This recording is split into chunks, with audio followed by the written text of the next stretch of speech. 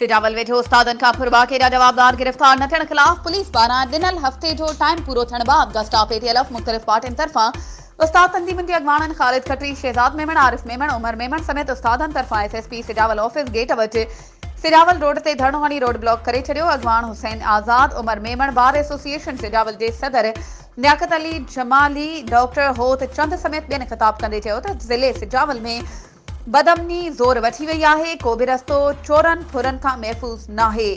लुट फुर चोरियुनि में इज़ाफ़ो थी वियो आहे। कुझु ॾींहं अॻु सिजावल वेझो जाती रोड ते गवर्नमेंट बॉयज़ हाई स्कूल गिज़राबाद जे उस्तादनि दर्पण कुमार ऐं आदि कुमार खां सुबुह स्कूल वेंदे नामालूम हथियारबंदनि यरगमाल बणाए मोटरसाइकिल, मोबाइल फोन ऐं रोक रक़म फुर करे फरार थी विया। सिजावल जे उस्ताद फिदा शाइर खां पिण फुर कई वई, खेसि ज़ख़्मी पिण कयो वियो।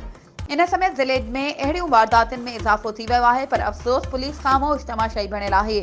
मजबूरन मुतासिर रस्तनि ते निकिता आहिनि। असांजो IG सिंध खां मुतालबो आहे त सिजावल जे SSP खे फौरी तौर ते हटायो वञे।